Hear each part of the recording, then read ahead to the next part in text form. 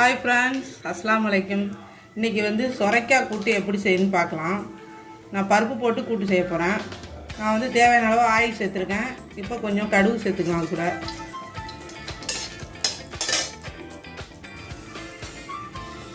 ஒரு கொத்து கருவேப்பிலை சேர்த்துக்கிறேன். கட் பண்ணி வச்சிருக்க வெங்காயத்தை அதோட சேர்த்துக்கிறேன். அடுத்தது கட் பண்ணி வச்சிருக்க ஒரு தக்காளி அதோட சேர்த்துக்கிறேன்.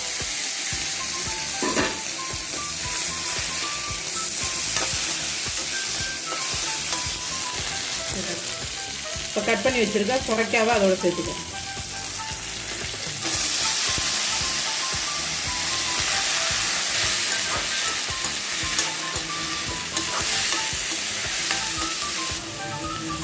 ஒரு ஸ்பூன் மல்லித்தூள் சேர்த்துக்கிறேன். மஞ்சள்தூள் ஒரு ஸ்பூன் சேர்த்துக்கிறேன். அரை ஸ்பூன் ஜீரகத்தூள்,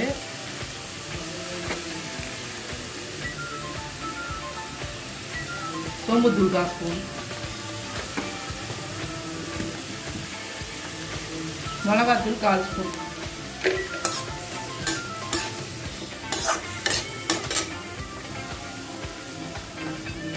தேவையான அளவு உப்பு சேர்த்துக்கிறேன்.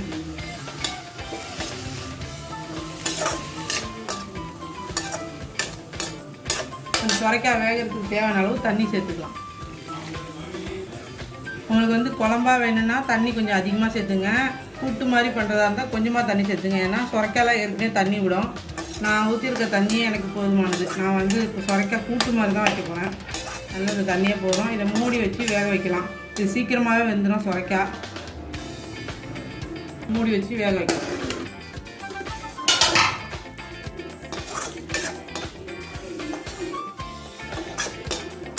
சொரைக்காய் 3/4 வேக்காடு வந்திருக்கு.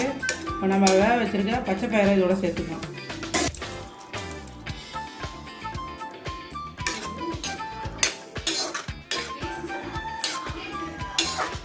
இப்போ இதெல்லாம் சேர்த்து கொதிக்க வைக்கணும்.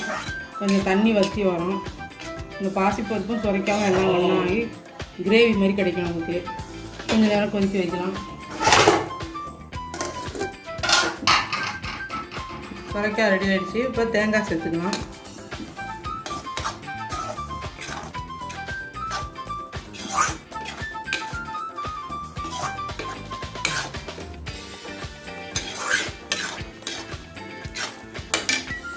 அடுப்பு ஆஃப் பண்ணி பெருங்காயத்தூள் சேர்த்துக்கிறேன். இதில் பெருங்காயத்தூள் ரெடி ஆகிடுச்சு. அடுத்தது இதுக்கு குழம்பு வந்து நான் கருவாட்டு குழம்பு வச்சுருக்கேன். நல்லா காரசாரமாக கருவாடு மட்டும் போட்டு வச்சுருக்கிறேன். வேறு காய்கறி எதுவும் சேர்த்துக்கல. நீங்கள் வேணால் காய்கறி சேர்த்து கருவாட்டு குழம்பு வச்சு இந்த சொரைக்காய் போட்டு செஞ்சு சாப்பிடுங்க.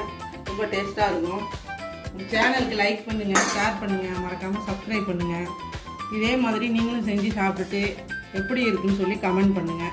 அதிகமான பேர் யாருமே கமெண்ட்டே பண்ண மாட்டேறீங்க. எப்படி இருக்குன்னு கமெண்ட் பண்ணுங்கள்.